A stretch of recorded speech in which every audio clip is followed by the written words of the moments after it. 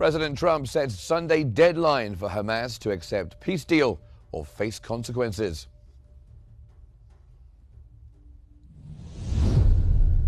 The EU remains divisive on recognition of a Palestinian state.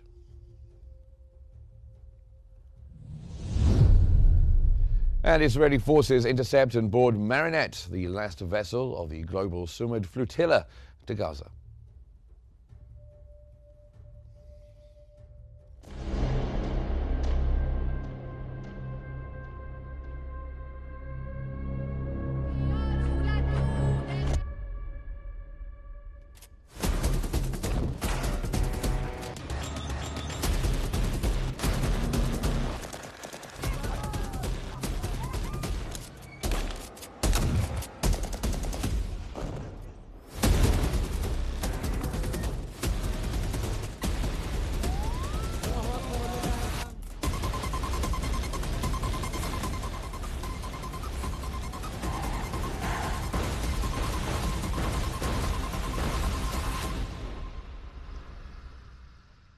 Good evening, this is Q News, I'm Mark Summers.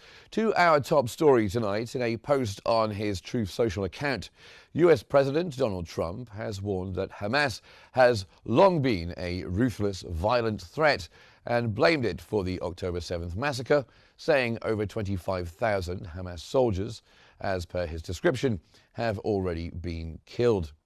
He set a firm deadline, Sunday at 6 p.m. Washington time, for Hamas to accept a proposed peace deal or face unprecedented consequences, and urged innocent Palestinians to evacuate danger zones and called for immediate release of all detainees, insisting the deal would bring Middle East peace.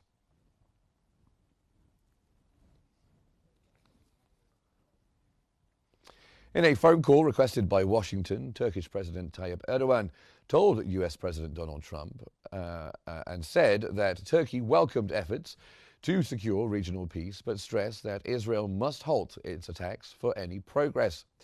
According to the Turkish presidency, Erdogan assured Trump that Ankara would continue backing peace initiatives and contribute to his vision for global stability. They also discussed bilateral relations, with Erdogan emphasizing the importance of advancing cooperation, particularly in the defense industry.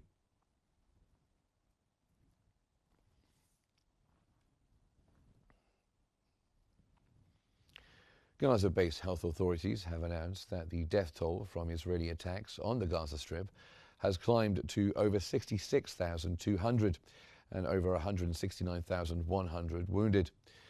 The Gaza Ministry of Health has reported that hospitals in the Gaza Strip have received 63 dead and 227 others injured in the past 24 hours. They also reported that 15 were dead and 80 wounded as a result of the Israeli bombing of aid centers. It also reported that the number of victims from the bombing of aid centers has risen to more than 2,500 deaths and more than 19,000 wounded.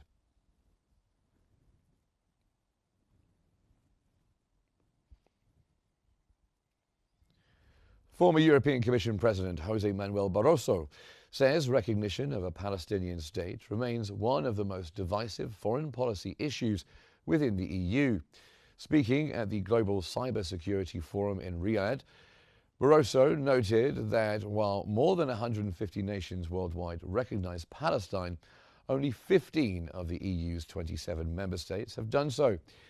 He said the issue is rooted in historical divisions, as recognition of third states remains a sovereign decision for each country. Barroso added that while reconciliation is difficult, global efforts toward peace are vital amid what he called a preventable tragedy.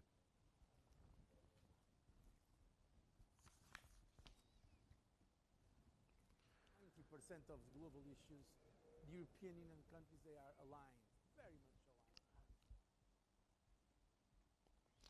aligned. International health agencies evacuated critically ill premature babies from a hospital in Gaza City on Friday as Israel's offensive intensified in the north. The World Health Organization, the Red Cross and Humanity Auxilium transferred the infants from El Helu Hospital to Nasser Hospital in the south due to severe oxygen shortages caused by the siege. Medical teams carried newborns through rubble-strewn streets as emergency crews cleared paths for ambulances. UNICEF warned that mothers and infants face catastrophic conditions as hospitals are overwhelmed and supplies dwindle.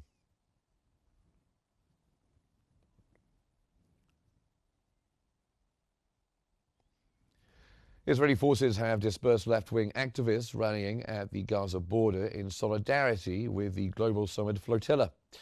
Protesters gathered at the fence calling for an end to the war and condemning Israel's interception of aid boats bound for Gaza.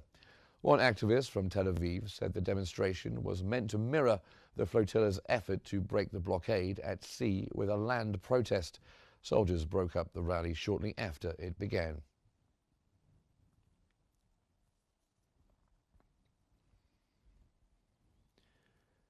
UNICEF says claims that southern Gaza is a safe zone are farcical, warning there is nowhere safe for civilians amid Israel's renewed offensive. Spokesperson James Elder, speaking from Gaza during a UN press briefing, said there is no secure refuge for Palestinians ordered to leave Gaza City as Israel intensifies its military campaign in the area. His remarks come as Israeli forces push deeper into the north, urging more than 1 million people to move south despite continued strikes across the enclave.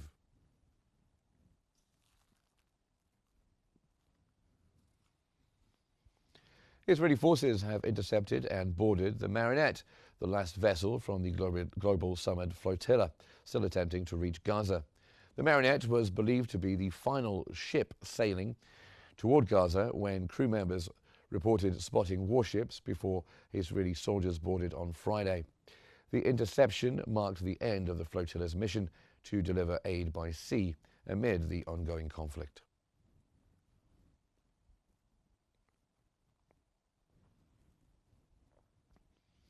Pro-Palestinian protesters blocked a key border crossing between Mexico and the United States over Israel's detention of the Gaza aid flotilla. Dozens gathered at Paso del Norte bridge linking Ciudad Juarez and El Paso, forcing U.S. authorities to close the crossing for more than an hour. The protest, organized by the Palestinian Border Network, was part of a wave of global demonstrations after Israel intercepted almost 40 boats carrying aid to Gaza and detained over 450 activists, including 6 Mexicans and, of course, Greta Thunberg, the climate activist. The demonstration ended peacefully and traffic resumed once the crowd dispersed.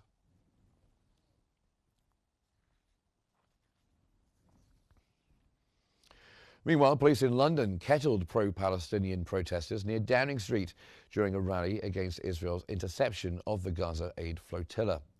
Images from the demonstration show officers forming a line near the Prime Minister's residence, containing angry protesters as they condemned Israel's seizure of the flotilla carrying aid to besieged Palestinians. The protest was part of a wave of global demonstrations following the detention of more than 450 activists at sea.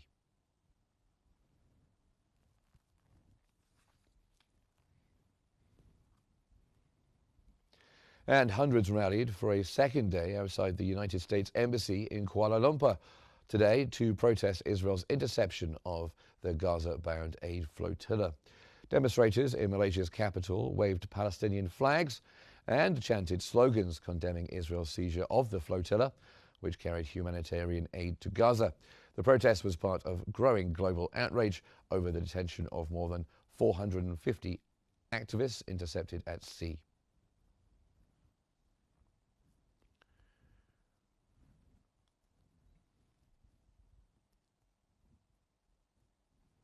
Now let's cross over to the newsroom where Hala is there for us. Hala.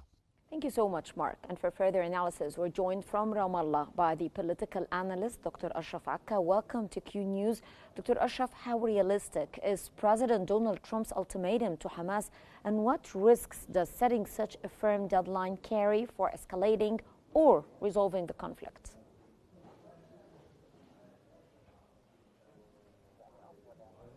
In the outset, this ultimatum will not be or cannot be as a sword that is facing the Palestinian factions. There are a lot of remarks and comments on the proposal by Trump, but there are no several options in front of the Palestinian people, in specific the Palestinian factions. We are in a very strict and a very delicate situation. This will need the legitimacy in the Arab world. We have seen the welcome of the Arab world of such a proposal, but there are several comments and remarks and several positions that shall be tackled and treated along with the Arab states. But we believe this proposal can be viable and executable, especially for those who see the nature of these matters and items, talking about the different levels of reconciliation and ending the starting the ceasefire and ending the atrocities. We are talking about several points, displacement and other several critical points. In this phase, which is very sensitive for the Palestinian people, I believe thinking about more conditions in order to end the atrocities shall be expedited. In fact, we need a fast resolution in order to maintain the interests of the Palestinian people and also everyone. So, this proposal shall be clear in order to end the atrocities and to end the war. And Trump shall review how he tackles and his announcements in regard to the Palestinian cause. The region does not accept of that threatening rhetoric and this threatening discourse.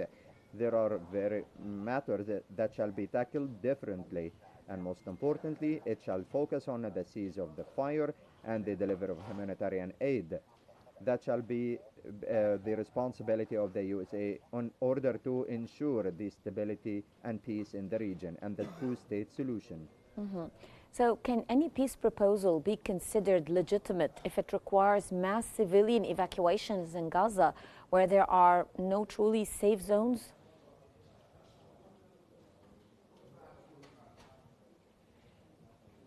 Definitely, this is an essential right for the Palestinian people, and it is a legitimate right in order to find safe zones and shall be guaranteed under international law.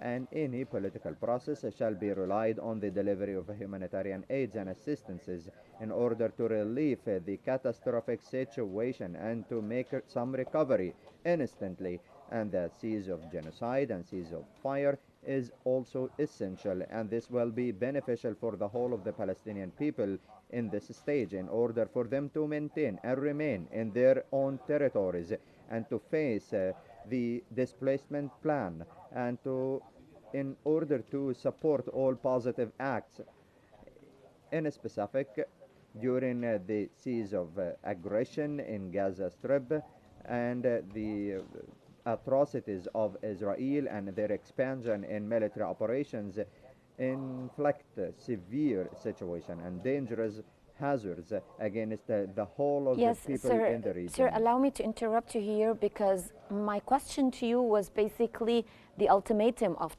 Donald Trump to the Palestinian civilians that they should evacuate, where they should go if there is no safe place to go to in Gaza.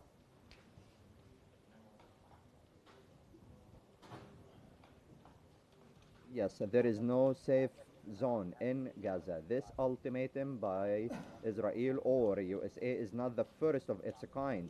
The Palestinian people will never leave Gaza despite all of the types of genocide and threats and atrocities.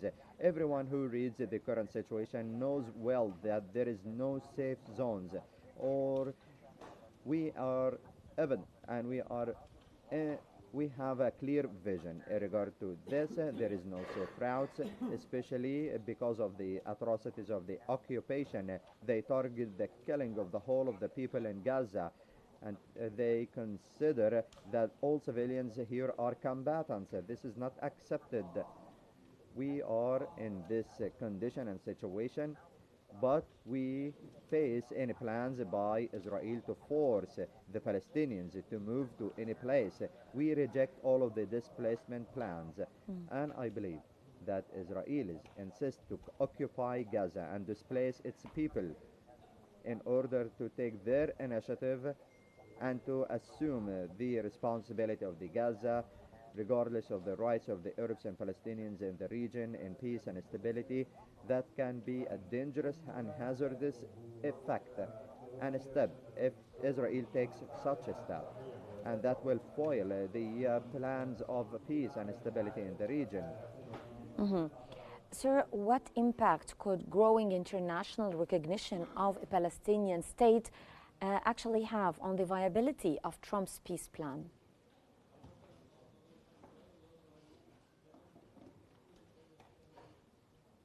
All of these recognitions at the international level will be a pressure. So with Israel's interception of the last flotilla vessel, the Marinette, what does this say about the enforcement of the Gaza blockade and its legality under international law?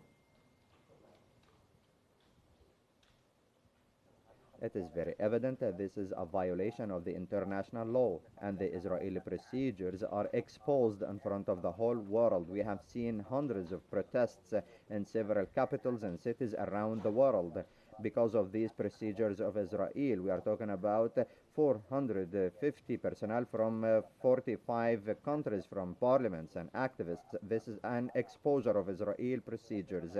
I'd like to say, and regardless of the nature of the acceptance of such a plan or not, the recognition of the international world of the Palestinian statehood and supporting of the Palestinian Authority with finance and political support and diplomatic support, what happens in Lahai and the international moves to confine and siege Israel and stopping any trade, all of that makes Israel exposed to the whole world.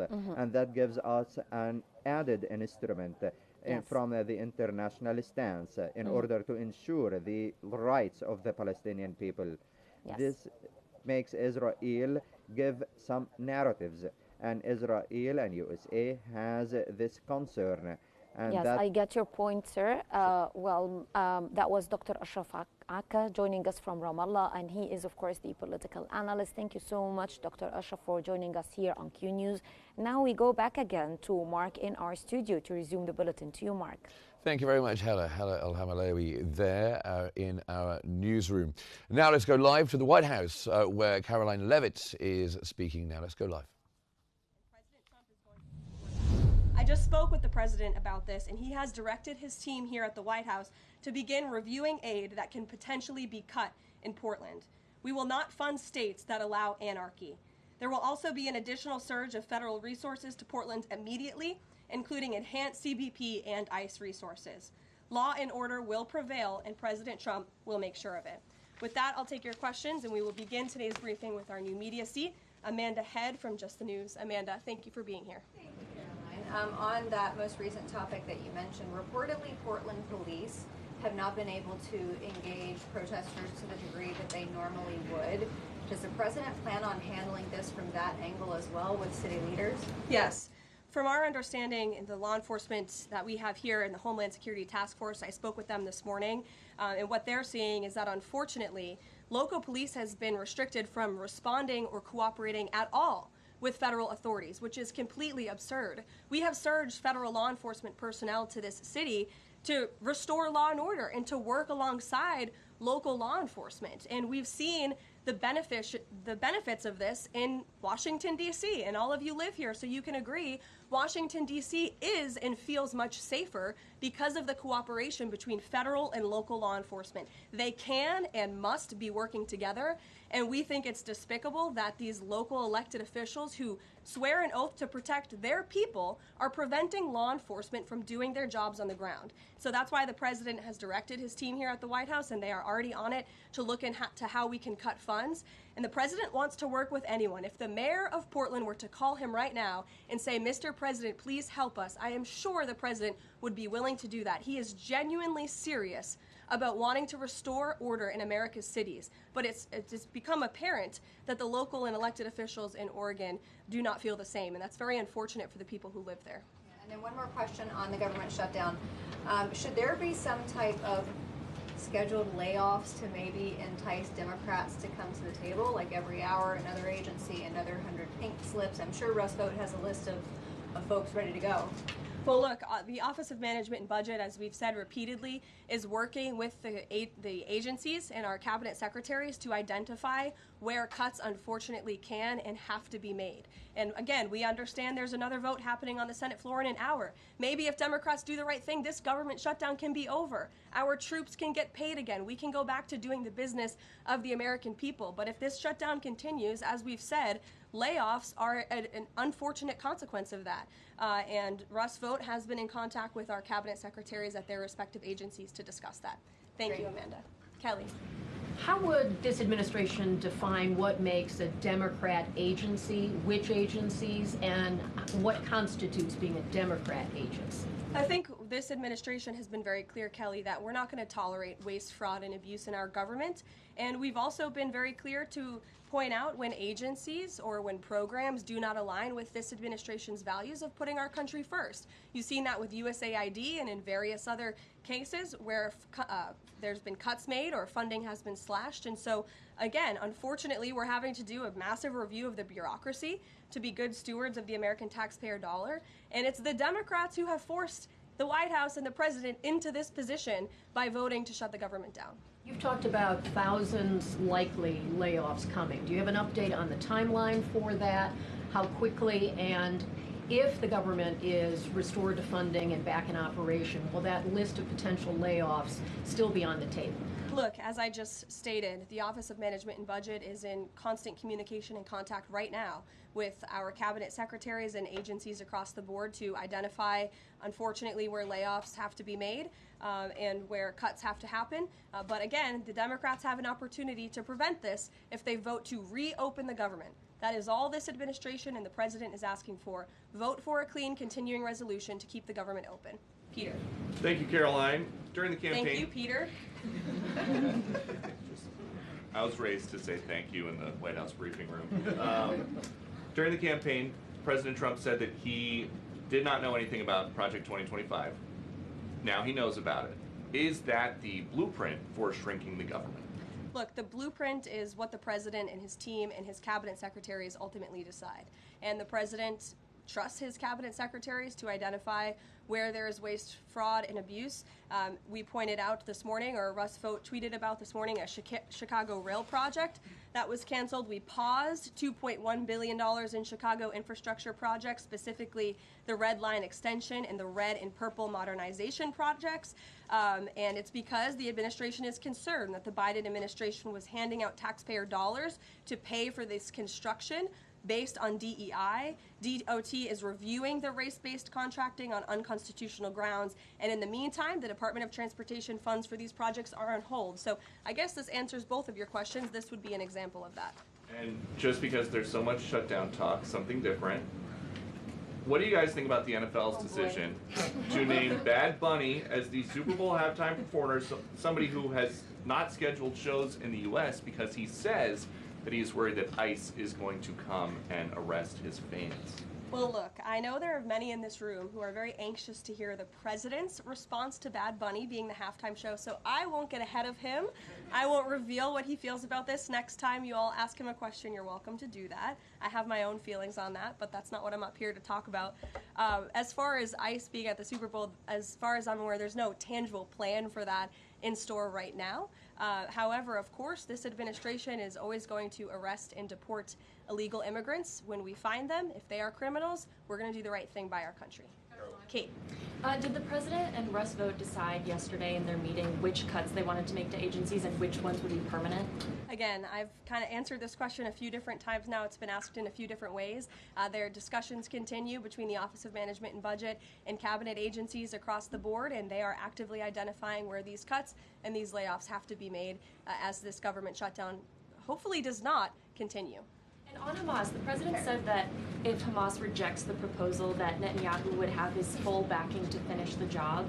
A UN report found that Israel was committing genocide in Gaza. Does the president have concerns about the civilians being killed, the worsening humanitarian crisis, and are there limits to what the White House would support when it comes to Israel's actions in Gaza? Look, the president has deep concerns about all of the atrocities that have taken place in the Middle East over the past few years.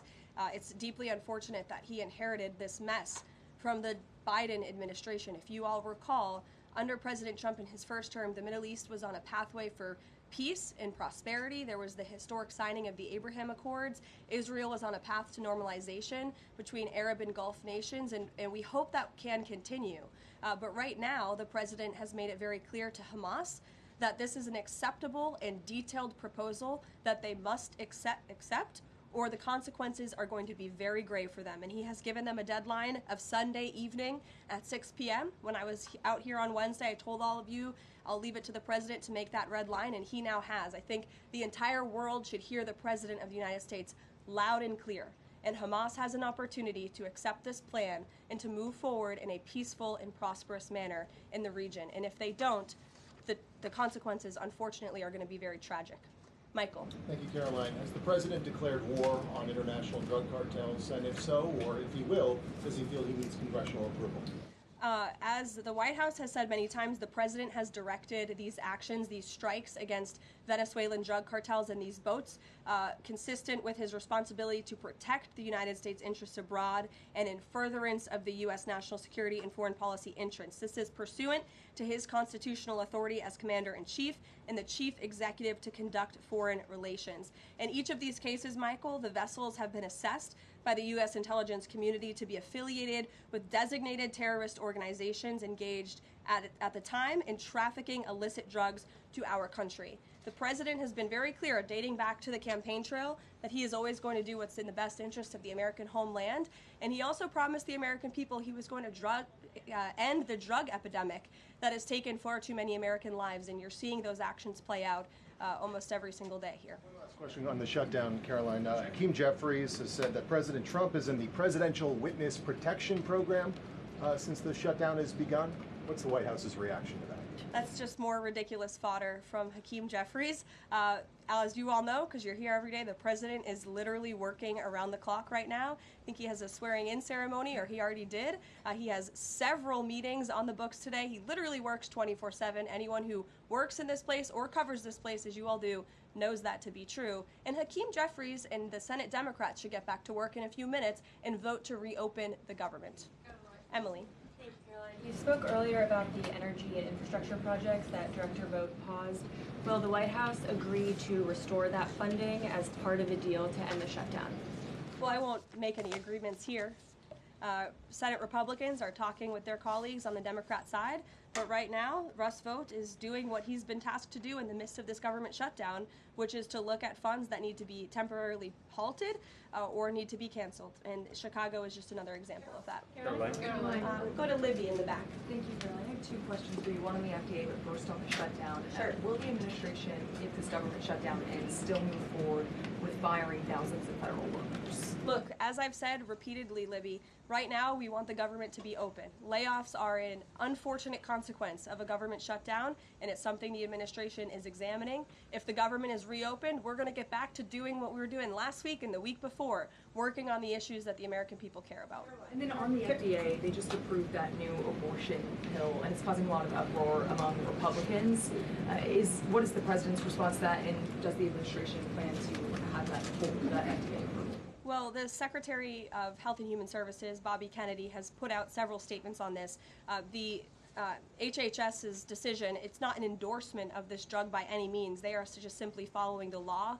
And as they put out in their statement, by law, the Secretary of Health and Human Services must approve a generic drug application if the application demonstrates the generic drug is the, quote, same as the brand name drug. Generic applicants are not required to submit independent evidence proving safety and effectiveness. As such, FDA's decision to approve a second generic version does not address the merits of the current safety program. HHS is reviewing adverse effects to ensure the FDA's required safety program for the drug is sufficient to protect women. This safety review equally applies to generic versions of this drug. So FDA and HHS are following the law. It's, again, not an endorsement of the drug itself. Mary. Thanks, Caroline. Two questions on the shutdown. You've argued that these impending Caroline Levitt there, her briefing at the White House. Always interesting to find out the views of the White House. We're talking about a lot of domestic politics, of course, talking about the shutdown. The government is currently shut down in the United States because the Republicans and the Democrats were unable to agree a budget. It's disputed as to whose fault the shutdown is. Also, she said that there is no tangible plan right now for ICE agents, that's the Immigration Enforcement Agency, to attend the Super Bowl to deport spectators. Good news for people attending the American football Super Bowl. But more pressing for us, she did reiterate the president's ultimatum for Hamas and the deadline for Hamas, 6 p.m. Sunday, Washington time. And she said, hear the president loud and clear, and if they do not accept the deal that is on the table, consequences, she said, will be tragic. Caroline Levitt there speaking at the White House. Now, just before we go, time to recap for the main headlines this evening. As we've just been hearing, President Trump sets the Sunday deadline for Hamas to accept the peace deal or face consequences. The EU remains divisive on recognition of a Palestinian state.